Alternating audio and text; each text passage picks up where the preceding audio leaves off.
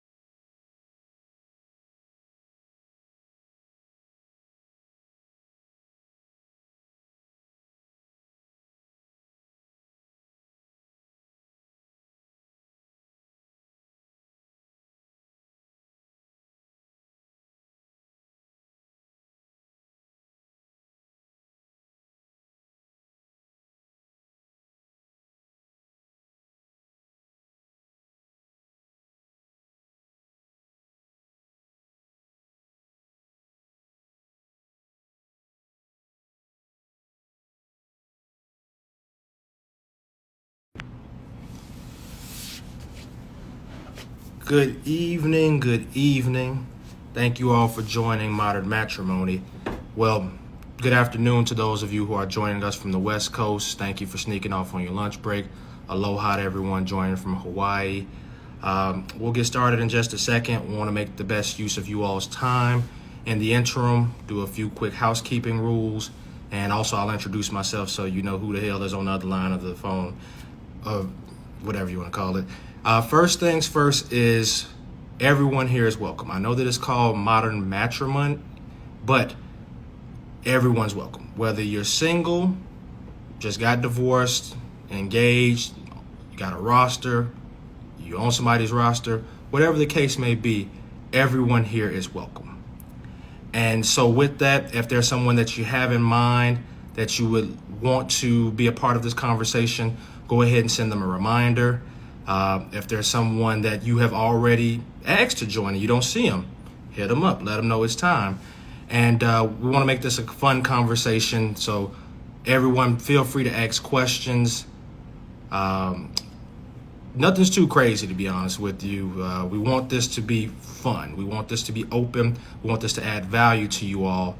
Now, full transparency, if it is a question that's going to take more than a minute or two to answer, we may go ahead and move it over to the DM or a consultation if it makes sense.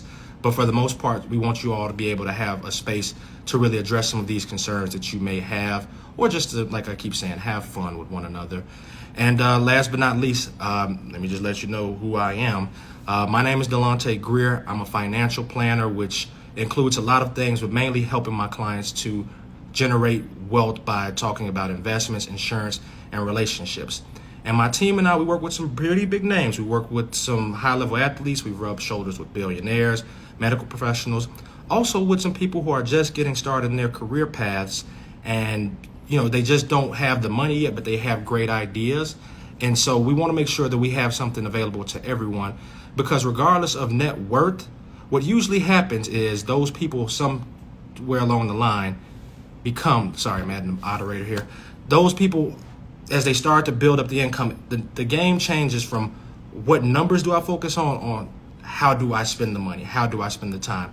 And a lot of times it's with someone that they care for, the relationships are just as much of a part of the wealth building process as the money. And so I want to help you all to build those relationships, maintain them. If you're almost at the brink of losing them, let's try to get that person back, because we want you all to be happy and healthy. And let's just be honest, in our community, a lot of times these divorces are a detriment to your wealth. So we want to keep that in house as well.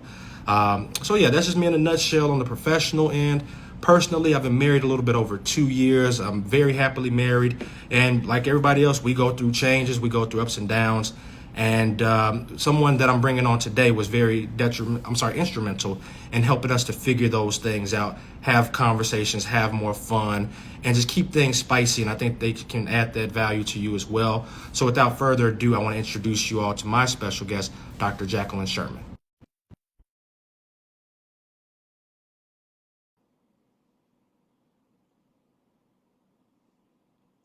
Let me get this situated.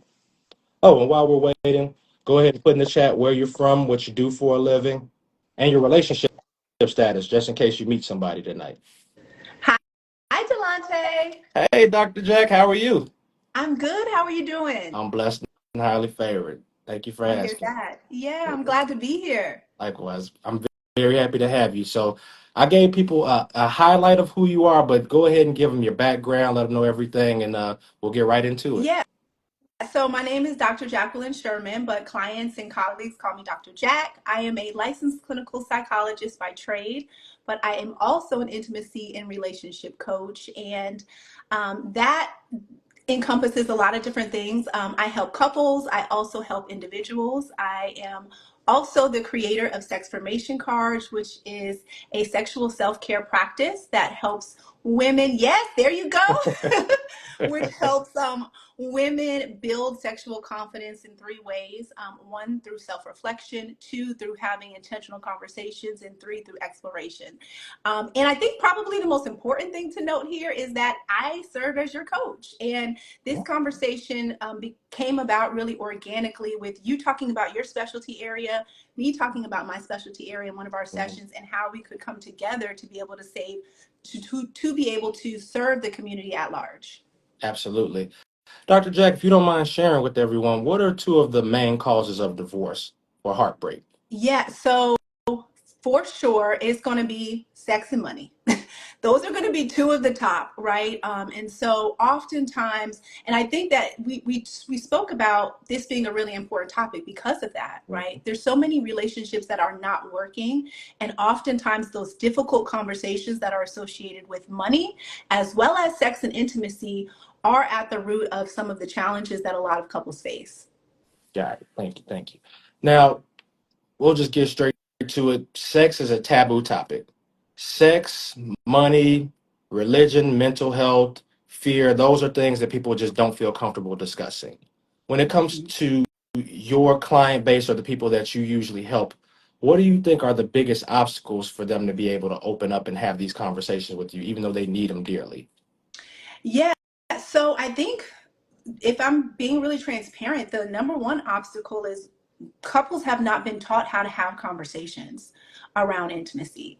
And I think that that's oftentimes the biggest barrier. Like the conversations feel hard, they feel difficult, and as a result, there's no conversations that are happening. And so couples can get really stuck in not saying the things that are on their mind that would actually make their intimacy within their relationship better, because they haven't learned the skills to have really fruitful, helpful, deep, emotionally connecting conversations when it comes to intimacy and sex. Got it. So if there's a couple that wanted to talk to you, but you know, well, what I deal with on my end is a lot of times there's one person who's a little bit more uh, either advanced or more anxious to go ahead and resolve the issue and get the conversation started.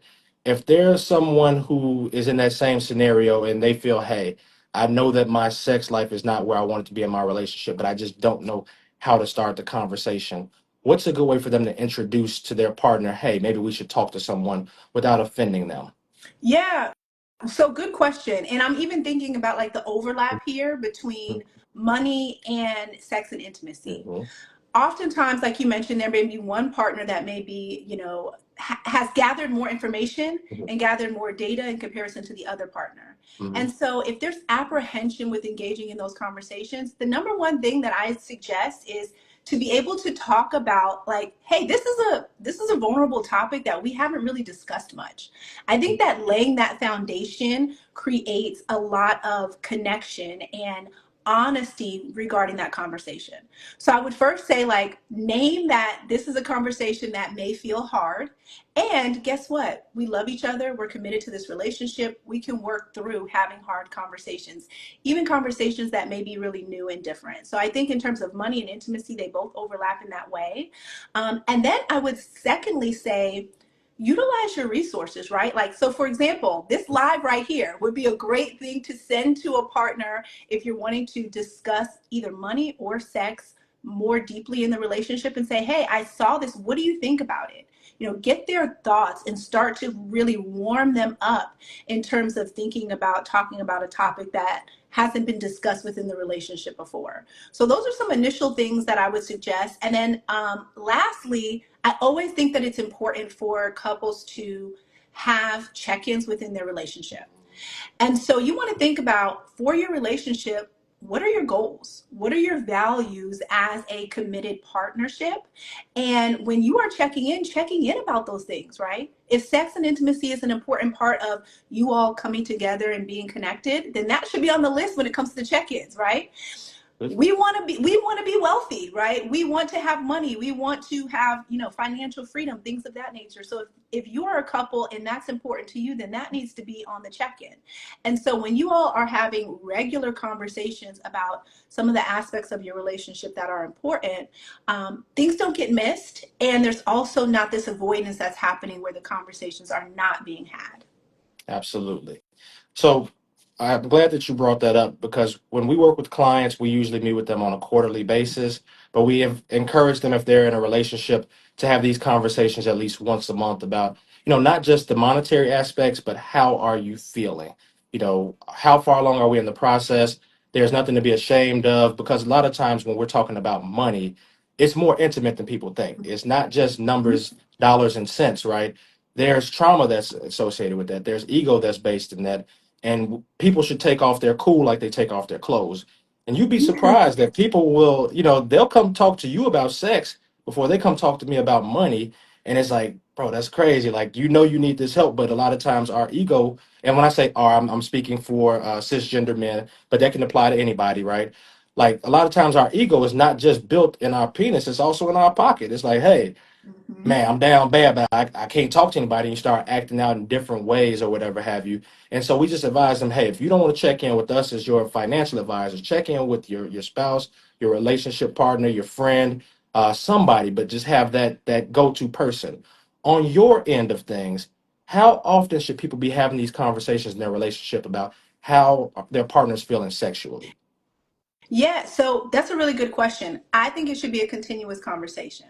The Mhm. reason why is I want you to think about, like, for example, I'm gonna put you on the spot, All Delante. right, Okay, that's all well, right. That's yeah, all that's right, cool. right? That's what we agreed to.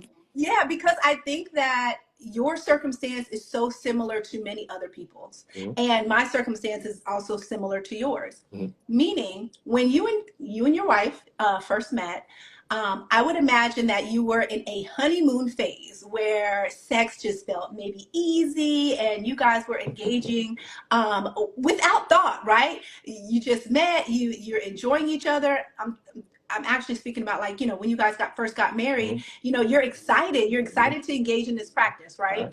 right. Would you say you agree with that? Man, yeah. I was putting Yeah, up it was numbers, on and Doc. popping. I was putting up numbers. Right. So many people can um so many people see themselves in that example, right? Mhm. Initially, their relationship, things felt really different, and it was exciting, it was spicy. And then what happens is that honeymoon phase dies off, right? We get into our careers, we have busy schedules, we may have children. And so there then becomes this disconnection that happens within the relationship that is very natural. And what happens over time is when that disconnection happens, we start to question, like, hmm, you know, is something wrong with my relationship? I used to like sex this way, but now I like it this way. And Mhm. there really hasn't been an updated conversation within our relationship to let my partner know that, like, maybe I like things a little slower. Maybe I like things a little rougher now. Mhm. Maybe I want to incorporate some accessories or toys. And so the important thing is that it needs to be a continuous conversation because us as individuals change over time.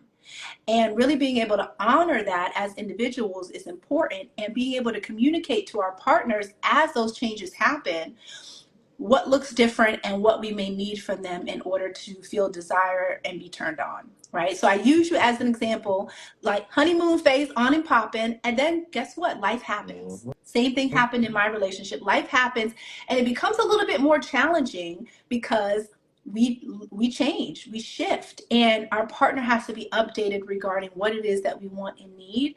And so I often tell people, just like you mentioned in terms of the money conversation, once a month check in, I think is really good, right? So if you're checking in at a minimum of once a month, check in. How's the sex going? How is the emotional intimacy going? Because what we know is that emotional intimacy is going to be a foundation for physical intimacy for many people, right?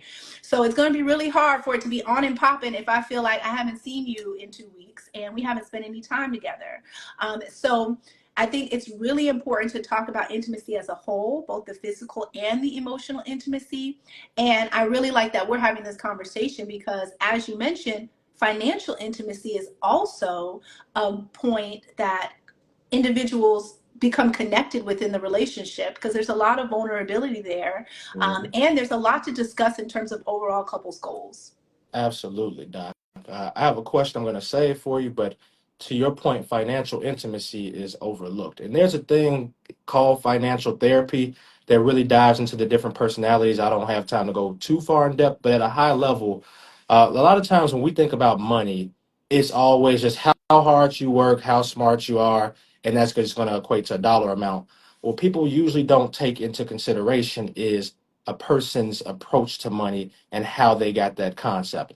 A lot of times it involves upbringing, it can have religious beliefs, cultural beliefs, and that can cause a bind right there. So, like, we'll use my wife and I, for instance. We grew up very different. I was a self sufficient child that was, pretty much making adult decisions very young. And so I've always had to be a safety net for friends and family members. And so I underspend on my money. I'm the type of person that could have, you give me $100, I'll go buy myself a small fry or something and a bottle of water. I'm gonna stash the rest because I just don't know what tomorrow's going to bring. My Mm. wife, on the other end, she's had resources her entire life. She has an abundance mindset. So she's used to ask me like, "Hey, why are you so slow and humble about this?" Like, no, go take the leap. And I'm like, "No, I need to put this to the side." And for us, it was hard coming together to have these conversations about you don't understand. We just kept saying you don't understand, you don't understand. I know a lot of people go through that as to really settling into that personality. This is me, this is who I am, feeling like they can't change, and that's not true.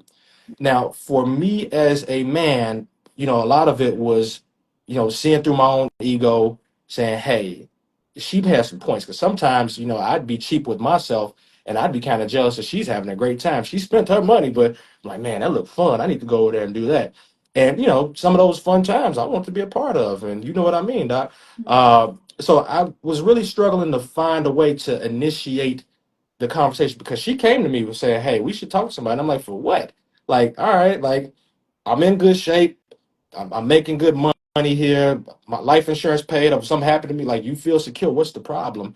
And not really being able to hear and reciprocate what she was bringing to me. So my question to you to help the other people in the audience who may be like me in the relationship are what are some often overlooked ways for somebody to start enhancing this intimacy or to let them know like, hey, I'm ready for us to have these conversations. I'm not afraid to figure out what the problem is between us. Yeah. So I think that that's a good question. I'm going to say that what I mentioned earlier is probably the best place to start, right? One person, like, I think that we have to be really honest about owning that there's going to be one person that maybe has more excitement or fear around having a certain conversation, right? But there, yeah. Oh, go ahead, Delante. I want you to give the physical answer this time. Okay, the physical answer. Yeah. So can you repeat the question? Yeah. So like, what are some strategies that, male, female, LGBTQ plus, what's some physical things that they can do to kind of open up that intimacy and say, because a lot of times people aren't verbal communicators. They can't articulate what they feel, but they're trying to build that bridge. What are some things they can do? And my apologies for not clarifying that earlier. Yeah. So what I will say is if you're not a verbal communicator, you may want to work on that skill, Mhm. right?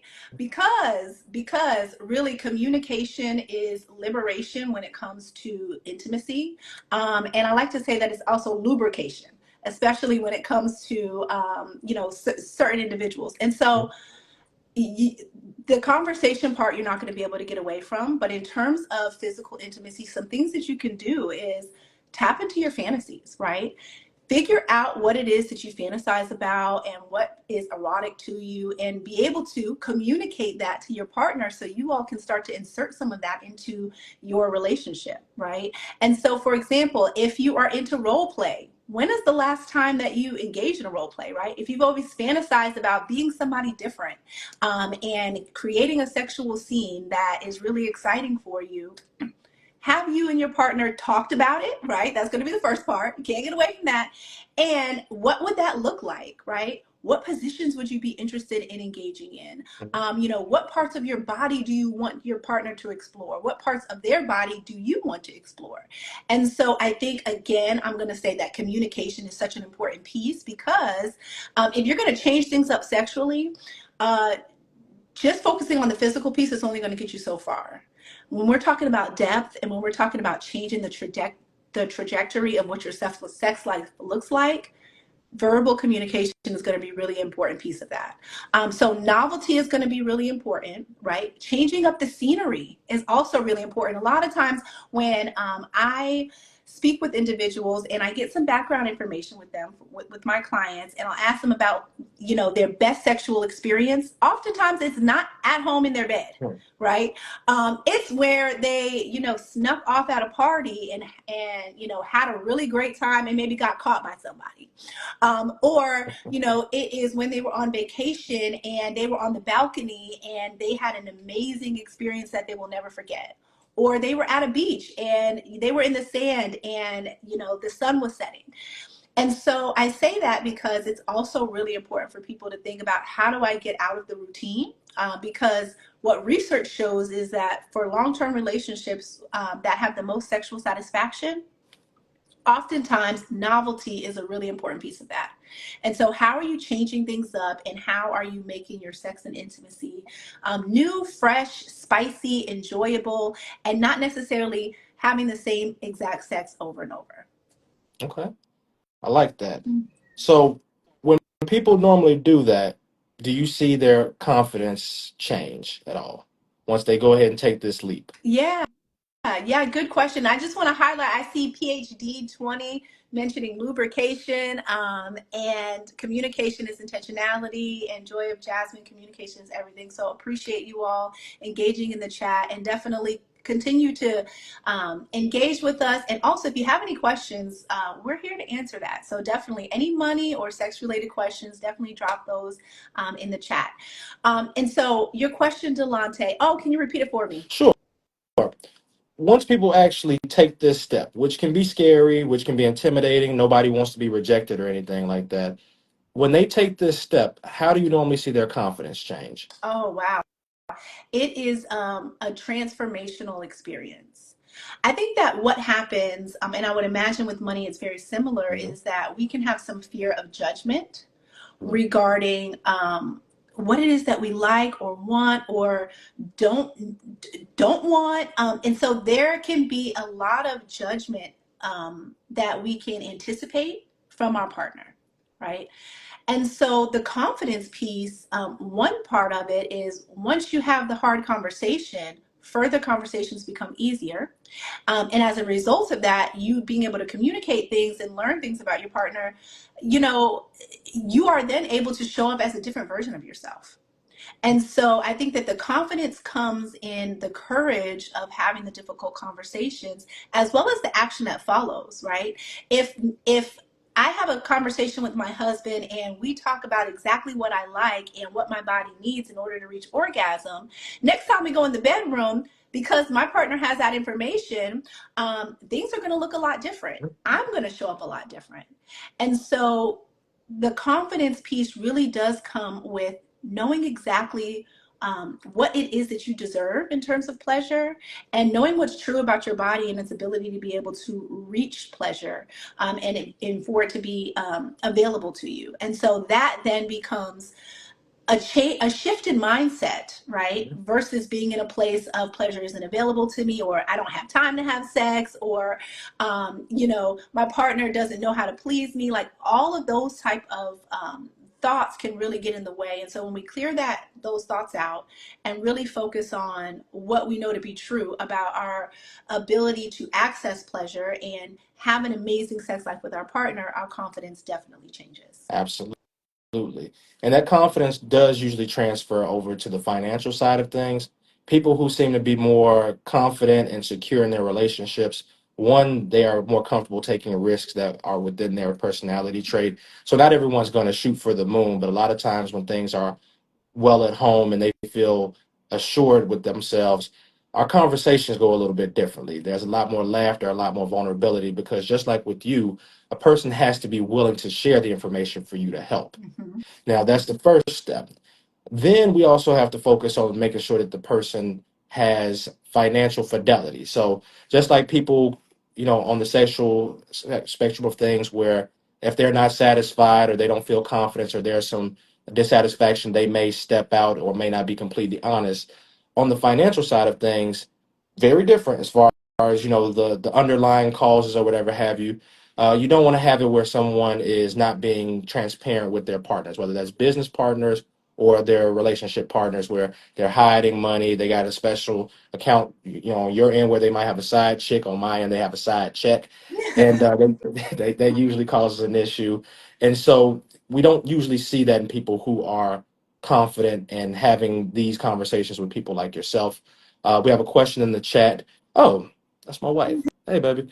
Uh, Hi, Jasmine. Men and women are so different when it comes to sex. How do they meet in the middle? Ooh, Dr. Jack, I'm going to let you go ahead and take the lead on that, but I'll follow up and tell my story after. Yeah, that would be helpful. So, one thing that I want to highlight before I answer this question is not all men are the same and not Mhm. all women are the same, right? So, we just want to honor that and acknowledge that. But the research does show that there are some similarities. And so, one thing that I think is important to note is that there is oftentimes, when it comes to libido, there's differences in how men and women show up, right? And so, what the research shows is that most men have more of a spontaneous libido, and most women have more of a responsive libido. And so, what that looks like is that, for example, I could be at work writing an email, right? And sex just pops into my mind. I'm thinking about what happened, the other night, and I'm turned on. That is an example of a spontaneous libido. And majority of men, in terms of their libido, that's what it looks like. It's very spontaneous in comparison to a lot of women are more responsive. So what this means is the body then needs to be primed and warmed up for the brain to start thinking about wanting sex or enjoying sexual pleasure. And so the way that the libidos are manifested are completely different. And so what can happen sometimes is there can be this mismatch, right? Where, one partner, the male partner, may be saying like, it should just happen spontaneously. And the female partner in this example would say, hey, I'm not ready. I'm still thinking about work. Like, I'm just not there yet. I just got out the shower and like you grabbed me and my mind has not gotten to a place of relaxation where I can receive that. And so it can look really different. And the way that you can meet in the middle is, I'm going to go back to talking about it, learning about it, educating oneself, and also being really mindful that both partners are going to have to make compromises, right? Things may not always be able to be spontaneous because, one partner may need more of that warm up, that relaxation, in order to lead to arousal. And also recognizing that, hey, spontaneity may be really important to the other partner. And so, how can you infuse some of that in a way that works for the relationship? Very valid. And just full transparency, I'm a spontaneous person by nature, not just in sex, but also in investments, just in life. I see something, ooh, let's go. I do enough research to make sure that it makes sense, and I'm off. And I think with a lot of people that are either conditioned to be that way, because sometimes it's not all natural. Sometimes people have been told over and over that's the way that you get things done. And so that's just their personality. We're Mm-hmm. not trying to do all that talking. And so when it comes down to Fair. that, one of the things that I did learn from talking to you is that you can just still be a star in your role. You just have to redefine your game a little bit. And so when it comes to spontaneous versus reactive, it's not that the other person is not into you anymore, because as human beings, a lot of times we want reciprocation. The way that I receive love, the way that I receive affection, the way that I receive compensation is how I want to give it. And that's my first line of understanding. And to your point earlier, when people get older, life changes, finances change, job situations change, hormones change. You just have to be able to adapt. And with that, from a spontaneous person's perspective, it was really about doing the same thing, having the same confidence, but just slowing your game down. And me being a Chicagoan, I just want to salute my guy Derrick Rose. Just going from being somebody who's just run up and down the court, jumping, just putting up numbers, and just something happens, and you're like, excuse my French, you're like, what the fuck? Like, all right, I used to be God around here. I was, what do women always say? A 6'6" man, like 6 foot, 6 figures. You know the rest. Mm-hmm. It's like, all right, and now I'm sitting here having to negotiate. Like, what's up? And a lot of times, just slowing down your game. It's, hey, instead of me just thinking before I act, I'm sorry, acting before I think. How about I think before I act and listen, be intentional? You can do the exact same thing. Maybe make some small tweaks here or there, but just slow it down and really gives a chance to reacclimate yourself to the other person. I think that's really important in the sexual aspect of things, but also, once again, when we're talking about money, it's not so different. If you are someone who is a more aggressive investor, or you usually have a game plan, take the time to listen to your partner. They may not be as aggressive as you are, they may not have the same amount of access to resources or knowledge. Slow it down. Make sure that you all are on the same team, because at the end of the day, even if you accomplish your goal, just like with sex, if you accomplish your goal, which, hey, we all want to orgasm, right? But if your partner doesn't orgasm, sometimes you're not going to keep having this same good time. You got to make sure that you take care of them. Same thing in finance. We have another question. Oh, this is a great one. Can you speak to the weaponizing of sex for punishment, specifically with withholding sex from a person when upset or angry? Oh, that's Um, such a good question. yeah. PhD 20, I'm going to go ahead and jump on that one first. Yeah. Um, it's not right either way. And I think sometimes people do that unexpectedly, or, they're not aware that they're doing it. Um, when you're talking about things that matter to a person, whether that's money, sex, religion, upbringing, it's easy to offend them. It's easy for you to say something that hurts a little bit deeper than you expected. And out of a sake of wanting to keep the relationship healthy, the other person may not say anything in the moment. They may bury it, and it comes out in a passive aggressive manner later on. I think when it comes to weaponizing sex, that's just a form of passive aggressive behavior. And it's something that could be completely unrelated to sex that's really bothering you. And it would help if you have that discussion to figure out what it is. Because in life, everything that we do, well, at least for most people, a lot of it is about sex. You drive the car that you drive because of sex. I got this haircut for sex. If it was up to me, I have dreads. Uh, so, a lot of stuff is for sex, right? But at the end of the day, when it comes down to the actual act of intercourse, that's about power. And I don't mean power in a negative way where you're trying to control the other person. You want to feel confidence. You want to feel sexy. You want to feel comfortable. And if you feel that someone is lording over to you, you're not going to open up the same. And that's regardless of what your gender, your sexual orientation is. That's just a human being's nature. So when you start to weaponize the other person, um, be careful, because, and I'm not saying that you're doing, I'm saying to whoever is weaponizing, be careful, because what you're doing is ostracizing yourself from the other person, creating additional issues. And then a lot of times, if it comes full circle, it just doesn't feel good. And I'll leave off with this for our, traditional relationships, whether you're in a relationship or you, like I said earlier, you got a roster. You can't be out here doing what you want to do. You can't have, you can be honest with the person, but if somebody's telling you, hey, I want to be with you, or hey, I need this from you, and you just gonna tune them out, you can't get mad if they weaponize it later on. Not saying that it's right, but there's a middle ground that needs to be made, and it's not right for either person to do it. So sorry about the long-winded answer, Doc. Go ahead and give it to him from a professional perspective. No, I like the points that you made there. I also, before I answer, I want to shout out Dr. Courtney. That is my girl. I didn't even realize that we had that connection in both knowing her. So thank you, Courtney, for tuning in as well as for your comment. Love you so much. So when it comes to weaponizing, this is something that I have definitely helped clients to work through. And a huge piece of the work that I do is focusing on the mindset regarding sex, right? So, for example, the only way that you can weaponize sex is if you feel like it's only for your partner, right? Mhm. So I think that it's really important to start to really, peel back the onion to learn from an individual what is the role that sex plays in your relationship, right? Is it something that you're doing just for your partner, or is it something that you're doing for yourself because it connects the relationship, right? And so oftentimes what I find is that weaponizing is happening because the person does not really understand how sex benefits them. They believe that it's something that they're doing for their partner and for their partner's pleasure. And so when we can really reconstruct that thought and help to hone in for people that sex is a benefit for you, and these are the reasons why. This is how sex benefits you. It helps you to sleep, it helps you to relax, it helps de-stress your body, it helps you have more emotional and physical connection within your relationship. When someone can shift their focus from I'm doing this for my partner to I'm doing this for me, weaponizing can't happen.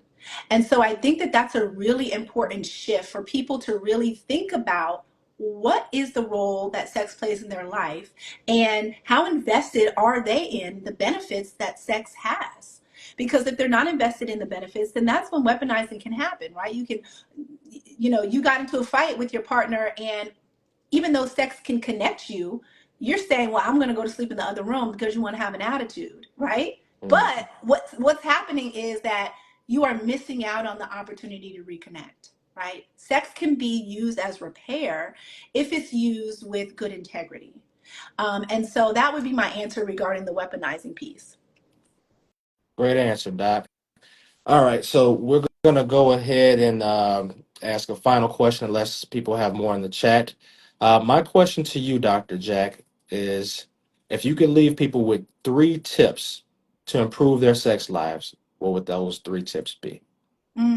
Really great question. So I think my first tip would be to get more connected with your body, right? People don't like to hear this, but what you eat, how often you exercise, how you feel about yourself when you look in the mirror, that is all going to be connected to your confidence.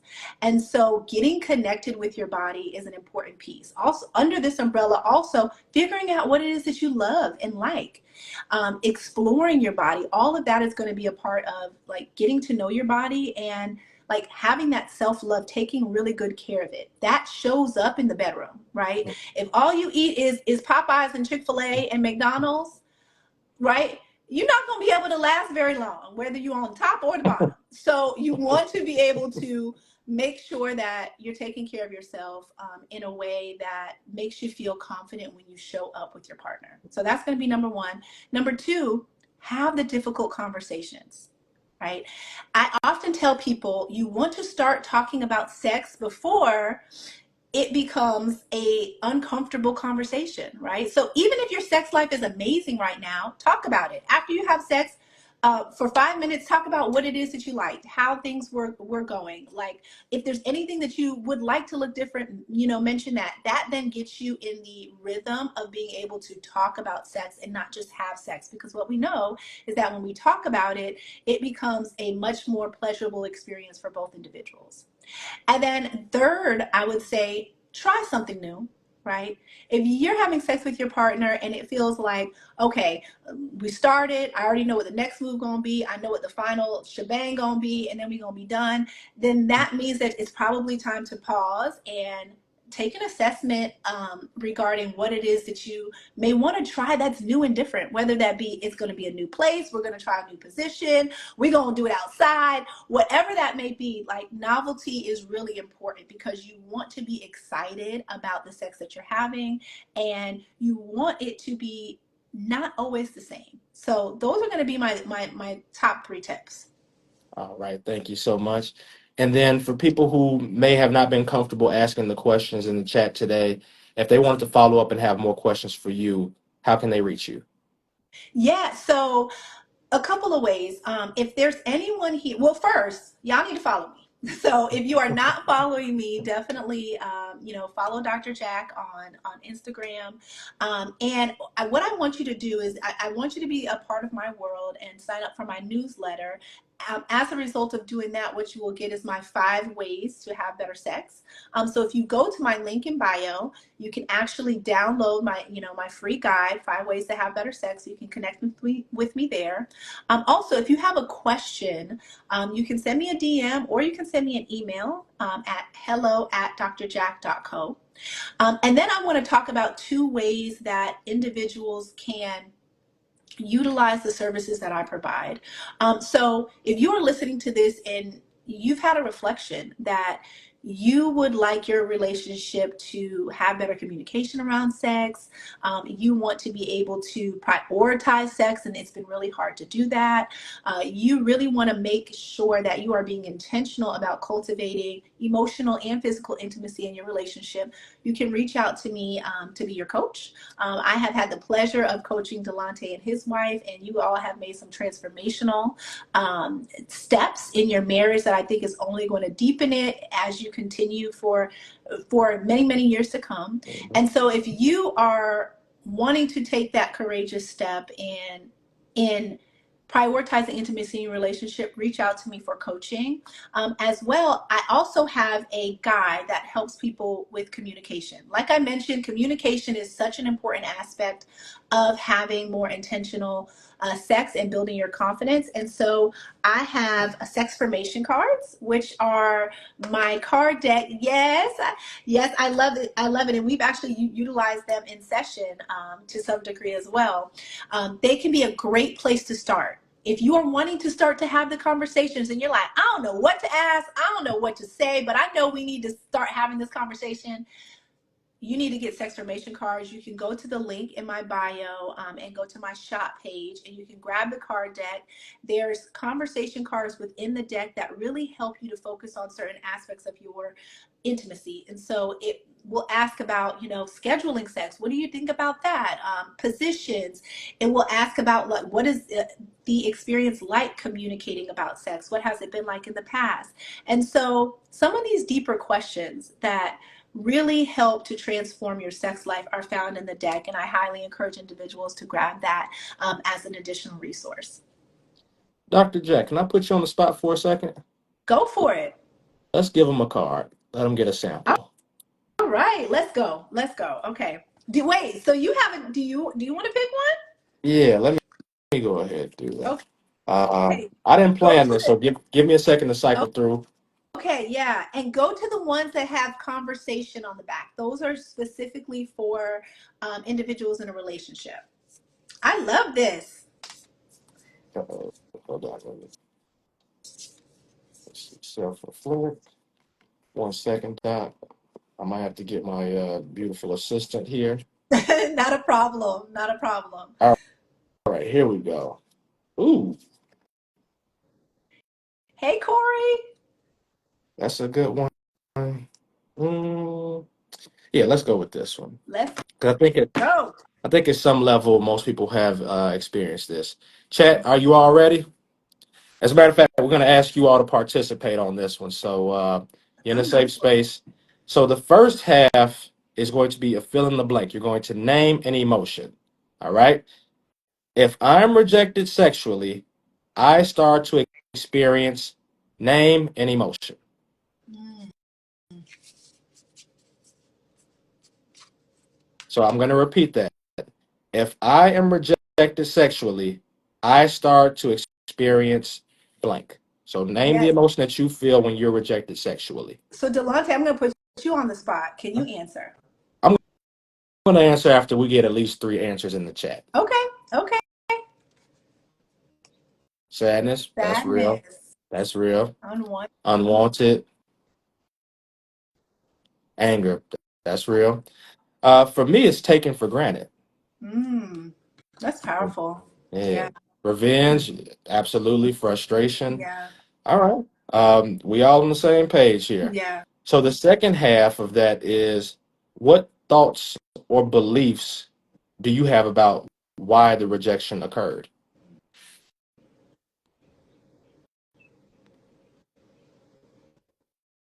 I'll repeat that because that's going to take a little bit longer to answer, and I may go ahead and answer that verbally. Matter of fact, Dr. Jack, you've been putting me on the spot. I'm going to put you on the spot again. You got to Yeah. answer this one too. Yes. All right. So, what thoughts or beliefs do you have about why the rejection occurred? Mm. So I'll speak to a earlier version of myself before I did the work, right? Okay. What would come up for me is that being rejected was I'm not attractive. My partner doesn't like me. I'm, not performing well in the bedroom. They're somebody else, right? So those are all type of thoughts. We can personalize it, right? Performance issues, partner no longer interested, all of the things that I mentioned. He got an attitude, right? The weaponizing piece, right? And so what happens oftentimes with sexual rejection when there's not conversation around it is that we take it extremely personal, right? When what can happen is I had an extremely hard day at work and my body cannot show up for sex. It doesn't have anything to do with you or your attraction. It's just I'm not there. And so I think that it becomes really important to talk about rejection because this is something that I talk with couples about oftentimes. No one likes to get rejected, right? And it can feel really hard and it can feel really personal. But when couples get really strong at being able to communicate and say, hey, babe, I really appreciate the way you just initiated, like the way that you're grabbing me, like feels really good. But I am extremely tired and I know that sex is important to us. Can we reschedule for tomorrow where my body can be primed and ready for you? Right? That is a way that you can talk about rejection that doesn't leave your partner feeling unwanted versus not tonight, right? So there's a difference in the way that you communicate rejection. Your partner also hears something different when you become skilled in being able to talk about sex in a much more helpful, healing way. That is a very profound answer. I'm going to give the more Neanderthal version of it. Go for Uh, it. and well, before I do that, let me just read a few more of our answers here. Partner not interested, shouldn't be rejected, especially if you wasn't doing it before, because I'm still fine. That look exactly. Low libido, and I won't lie. Like my first reaction before I started to ask more questions, Yeah. um, like I said, I used to think differently, live differently. I'm like, man, all right, who else is it, man? Because it can't be me. What's the problem here? And just the ego-based answer, and that wasn't always the right way to look at things. Just assuming that I can't be doing anything wrong because I'm doing all the high-level stuff that a woman should want, and not listening because I was getting the answers every day as to what I was doing wrong, and just tuning her out. And so, for me, that was my first thing. And over time, and even with our conversations, it was a lot. It was a lot easier for me to be more receptive and apply the answer. And once you have that line of communication open, it's not as hard as it initially was. That's for Yeah. sure. Delonte, I think that what you said is important, right? Because it sounds like that the difference here, and even from what some individuals put in the chat, is that it can go two ways, right? Mhm, It can go, something's wrong with me mhm, because I was rejected, or something's wrong with you because I was rejected, mhm, right? And what we know is that neither one are true, right? mhm. And if either partner goes to one of those places, that's going to do more damage to the relationship, and versus being able to have a really healthy conversation around why one person may not want sex in that moment. Got it. Very, very good point. We have a point in here that you and I actually discussed before with the word schedule being offensive. especially to a spontaneous person. Schedule makes it feel like it's a task, like it's something that's just a chore, that you're not as excited, that you don't want me the way that I want you. So, what are some other ways that someone can say schedule? What are some other ways they can have that conversation without being offensive or off putting the person who is the spontaneous person? And very good point. It feels like a business proposition. So, how do you Mhm. make it more casual? I love that. Can we create time? Right? Can we make it a priority? And so I say schedule because when something's important to you, it's on your schedule, right? Mhm. So if you look at your schedule, all the things that you have to do that are important are on there, right? And so scheduling, totally understand that it can be a word that can feel like it's a bit like it's a business obligation, right? Got that. Change it to, hey, let's make some time. Let's prioritize. Let's, make sure that, like we have the time cut aside. We have the time cut out in order to make this situation happen. Because what happens a lot of times for people is, especially if someone's rejected and then they don't follow up to say, hey, when it's going to happen again, you leave the person hanging.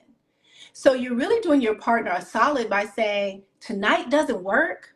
Why don't we reprioritize it for Sunday or Saturday or Friday? So you don't have to necessarily use the word scheduling, but what you do have to do is have availability on your schedule to make it happen, or it's not going to happen. And you have to have intentionality around figure out a time that will work best for both of you all.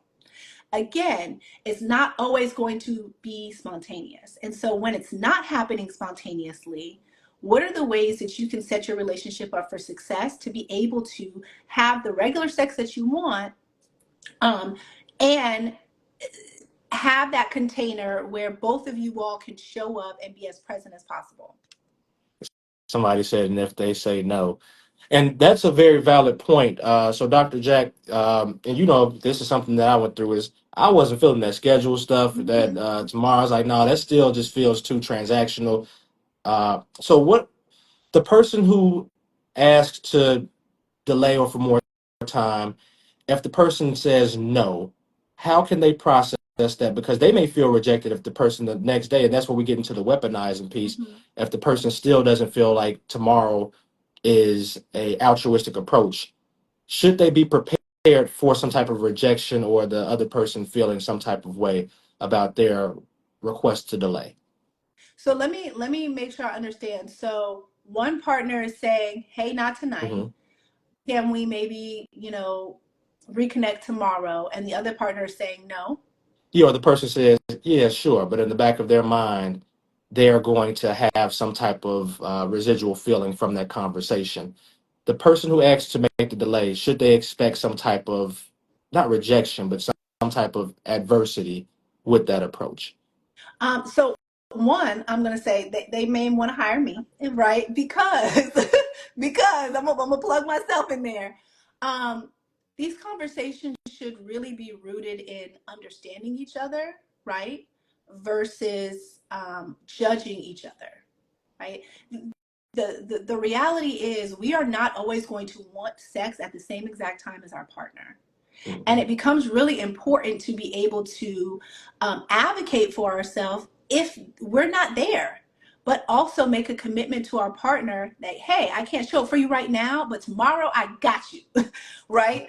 And our partner to be able to, and their work is to be able to sit with that rejection in a way where they don't hold it against their partner, but they understand that their partner is being honest with themselves, but also stating that they want to reconnect at another time. So they're making a commitment. And so if those conversations are feeling really hard, if they're feeling weaponizing, if it feels like, okay, I'm trying to be honest, and then my partner now has an attitude, there may be some deeper conversations that then need to be had regarding intimacy and sex and its role in your relationship. Because sex should be connecting, it should not cause a disconnection within the relationship. Absolutely. Thank you for that answer. I think that kind of clarifies it. Seems as though people like the questions from the card. You got time for another one, Doc? Yeah, let's Oh, go. Let's okay. go. I appreciate you all's engagement.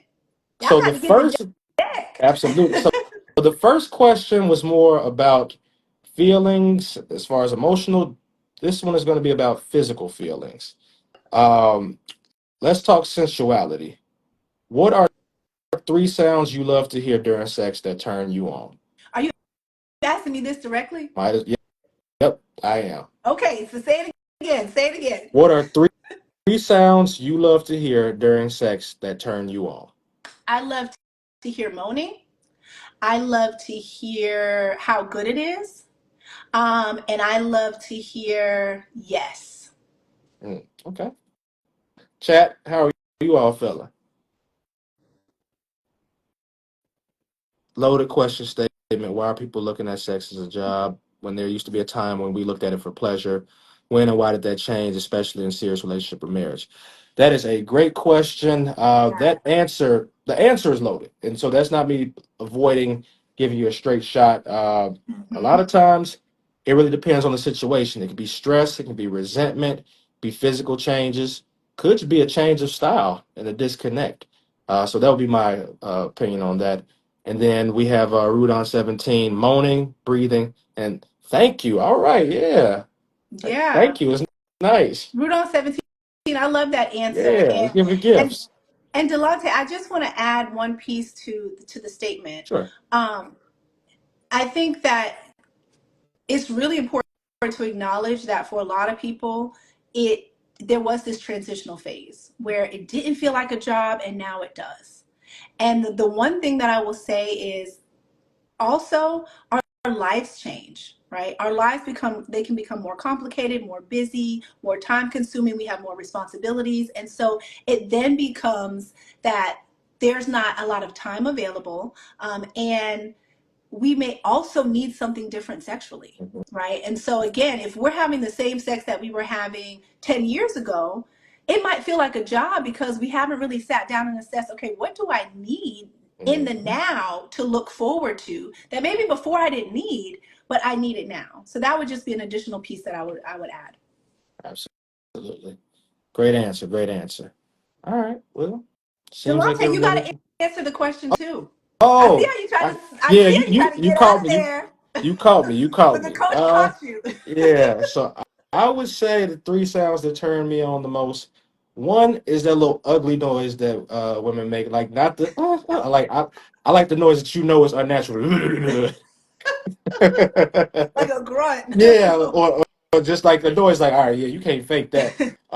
So that I like the sound of skin slapping. I did. I definitely tried to get out of it. For some reason, the sound of skin slapping, I like the rhythm of that. And then what's this last one I like? I like moaning. I like moaning too. But I don't, in a weird way, like not the like what you see on movies or whatever have you. Once again, it's those ones where it's like, yeah, I got you there. So those Mhm. those deep moans, I enjoy those quite a bit. So that would be my answer, Doc. But yeah, don't let me next time. Let me sneak out of the answer. No, no, no, no. I had to put you on the spot, and I see in the chat you all are appreciating this conversation. I have a question regarding moaning, Okay. and I think the male perspective is probably helpful. Do you feel as a man there's comfortability in moaning? That's a great question. I don't think until I got a little bit older and I was with one person that I got comfortable with it. It felt like a sign of weakness almost. Ooh. It was letting that emotion out. Like I, for some reason, took pride in like just being silent most of the time. Like I'm Okay. just on a mission. Like I'm a machine in here. And as you get older, as you said, things start to change. One time I couldn't hold it in, Doc. I was just like, oh, and Mm-hmm. it just kind of came out right. And from there, I started to appreciate it from my partner more. I got more comfortable with it. So yeah, over time, it's something I got more comfortable about. How about you?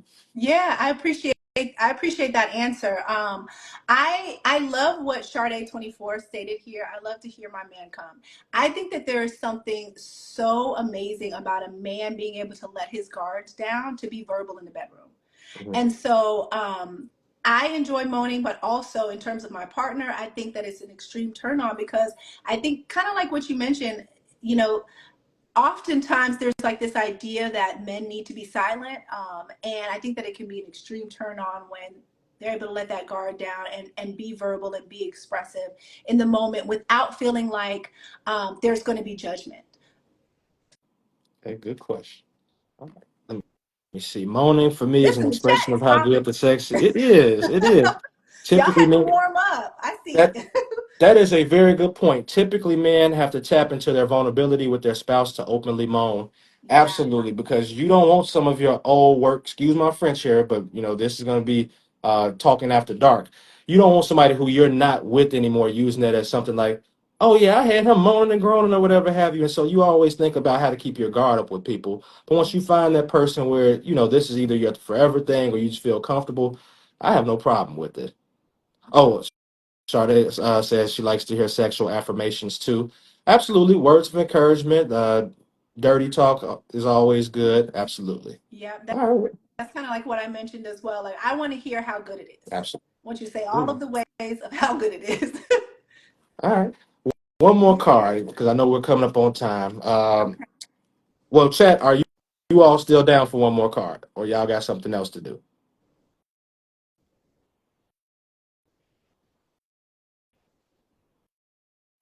We'll wait. I'm seeing some hearts. I'm going to assume that that's a yes and go for it. All right. So this is our last card. Let's talk. Appreciate that, Cloudless Queen. The last card is going to be about desire. I, Mhm. I feel most desired sexually when blank. I feel most desired sexually when fill in the blank. It can be a physical act, it can be a phrase, it can be an action that has nothing to do with sex.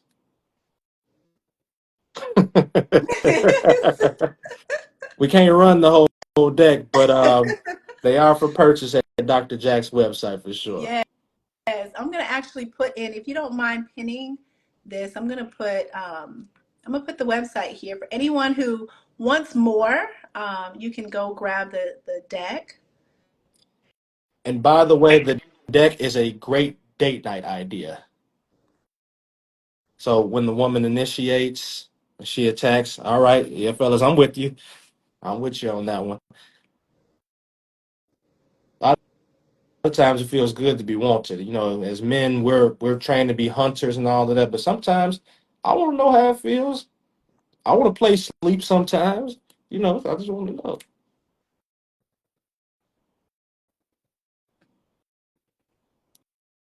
I'm Would I loving these do? answers. When the woman initiates, when she attacks, let's go. We are open to talk about our sex lives. Hi, Devin, Dev Grace, definitely appreciate it. Listen, Devin, I did some coaching with her and her husband at their couples retreat, and she has the sex formation card deck. So thank you so much, and I'm glad that you love the deck. Let me pin this.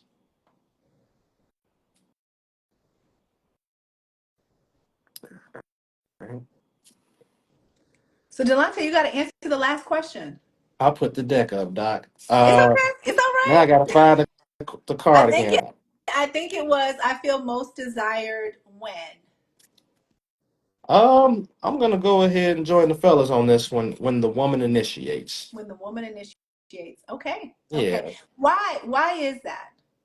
I think if I'm being very honest, one, it's an ego boost, but two, sometimes you run out of ideas and you start questioning yourself. You know, as men, we're used to initiating, but after a while, like you said, some things get stale or you don't know if it's working.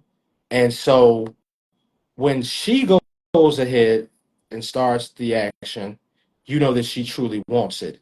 And it lights that fire for you, and you're like, okay, I still got it. It makes you want to put on a show or whatever have you. But if you just chasing her around and doing the same thing over and over, you don't know if she's really into it or not. Hmm. So Yeah. that would be my answer. How about you? Yeah. So I think that what comes up for me is when it is extremely slow and focused on my pleasure first. I think that that makes me feel really desired, right? Because, yeah, we can have sex, but it feels very different when it's focused on my body and my pleasure and exploring my body. And so I would say slowing it down, intentionality focused on me is definitely going to make me feel desired. Absolutely. All right. Now, question: why does that make you feel most desired? Because I feel like I'm being taken care of. Hmm, Yeah. that's And real. I'm also an acts of service. Like that's one of my love Mhm. languages. So that's applicable in the bedroom too. Like take care of me, right? Y'all hear So that? just in general, right? When you're taking care of the household, when you're taking care of like the finances or helping me with something, I feel very cared for. But those same rules apply in the bedroom. Like when I'm taken care of, I feel lots of desire. Good point. Does chore play count? Well, for me, it does. Listen, Okay. listen. When I see my husband around this house cleaning up after this baby and feeding the baby and doing the laundry, like that is foreplay for me. Because again, I feel like I'm being taken care of, maybe not in a sexual way, but in a very emotionally intimate way. And for me, that build of emotional intimacy is definitely going to lead to physical intimacy. And so the more I'm poured into when it comes to emotional intimacy, then the more fire the sex is. Got it. All right. So J. Cole was on to something when he made that song "Fold Clothes." Got it. Yes. Got it. Got it. All right. So Slick says, let me go grab this vacuum. Chore play. Oh yeah. Lady used to use initiation as a way to show their initiation as a way to show that your guy what you want. If you can't verbally express it, we won't complain. Absolutely. Good points. Good points. All right. Chat, you all are included in these questions. Everybody's not letting us know when they feel desired most and why.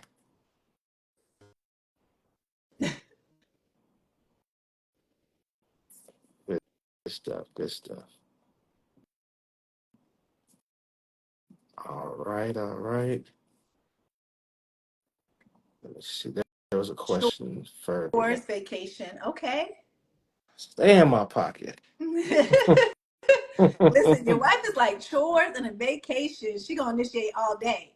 Yeah, I yeah, know that's right, Jasmine. yeah. You ain't lying about that, but Well, I have so appreciated those willing to share.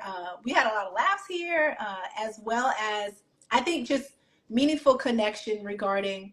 There was a lot of similarities in what you shared that showed up in the chat as well as what I shared, and so um, definitely appreciate you all. And if you're interested in the deck, again, go grab it. And have those conversations with your partner and have them over and over again because that's another thing. My husband and I pull out the conversation deck of the cards maybe about once a quarter because things change, Mhm. right? I am a postpartum mom and my body is changing every day. What I need sexually is changing all the time. And so we're intentional about having those conversations in order to set both of us up for the best sexual experience that we can have. And so, again, getting into the rhythm of practicing talking about sex allows you to have better sexual experiences. Absolutely. All right. I think we got all the questions out the way. Oh, we skipped over this one. Um, this will be one of our last ones. Will better sex and intimacy, intentionality get you more money? Wait, get you more money? People say the two go hand in hand. I would say yes. And Dr. Jack, I'm going to ask your opinion. I know you're not in finance on this one, but you are someone has acquired resources in their life. For me, and I think with a lot of clients that I'm able to have this conversation with, I think that sex is an extension of our personality. It's a form of expression, and a lot of times when people have a healthy space to feel complete and feel whole, it shows up in other spaces. So a lot of times their eye contact when they're meeting with their peers is a lot better. A lot of times their clarity, their focus, their ability to make decisions and not have it on such an emotional whim because they've expressed themselves elsewhere, if they're gotten their frustrations out. And a lot of times feeling that love and acceptance does help when someone's making a big decision with their resources. So I would say yes to number one, that the two go hand in hand for sure. Yeah, I would certainly agree with that, right? And it really boils down to confidence. When you understand what it is that you want and need sexually, and you're able to communicate that, you have more confidence, and that then spills into your confidence in all other areas of your life, right? Because talking about sex is a challenging discussion, and when you've mastered that, it becomes then easier to, such as money. Got it. Okay. Then the second part are three things to have a better financial conversation. I'm going to take one from Dr. Jack earlier, and that's accepting your partner for who they are. When you started dating this person or dealing with them, you knew who they were. You made a conscious choice that you wanted to build with this person. You want to spend time with them. So when it comes down to monetary aspects, their upbringing matters. Their financial beliefs matter. Their goals matter. And you have to accept all of those things when you're having these conversations about the sacrifices that you're going to make, the compromises that you're going to have, and where you want to be 5 or 10 years from now. That's really important. The second thing I would say is when you're having these conversations with your significant other, have an open mind. So, not just accepting who they are, be honest with yourself about who you want to be. There's no idea that's too big or too small. Some people think that they're embarrassed when they share their dreams with others. Sorry, cut out. Just like when people initiate sex, they may be nervous about how the other person is going to receive them. You know your deepest, darkest desires. We mentioned desire a minute ago. Don't be shy about those things. Be intentional, be forthright, say it with your chest about the things that you want, because that's the only way that your partner is going to know why you make the decisions that you make, and they might be able to help more than you expect. And then the last thing I would say is to build a team. Now, a lot of times when we're talking about actual investments or insurance or other strategies, the team is going to be attorneys, tax professionals, insurance agents, etc. But in this regard, if you're talking about intimacy with your partner is a part of your team, and you need to see them that way. They're not your enemy. You don't need to win. You need to communicate with them for you all to get to a common point, establish a common goal, and do whatever it takes to meet in the middle. If you have to extend your team, it doesn't have to be someone from your church if you don't feel comfortable talking about sex. It doesn't have to be someone at school, someone at your job. Sometimes you don't have friends or family that you feel comfortable having these conversations with. Find a team of advisors. Dr. Jack is here. I'm here. Find a financial therapist. Find someone where you feel comfortable sharing these thoughts, because if you don't get it out, it's going to leak out in some other form of your life. So make sure that you have a strong team that you trust that can help you accomplish your goal and whatever that is. So those would be my three tips on the financial end of things. Yeah, I love that. And hold on, my husband just entered the chat. All He right. said, Hello, "Let hello, me." sir. Yes, Thank sir. you, babe.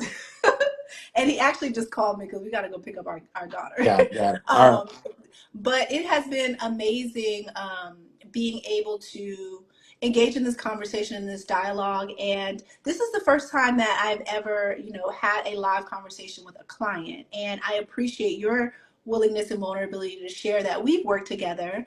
And I think that it's really important, both sides, right? The money piece as well as the emotional intimacy piece and physical intimacy piece. They're both really hard conversations to have, but when you master them, the way that your relationship can grow and can thrive, it's limitless. And so definitely encouraging people to utilize your resources, reach out to us if need be, and we'll be happy to answer any questions that you have, as well as help you to navigate either the finances or the intimacy side of your relationship.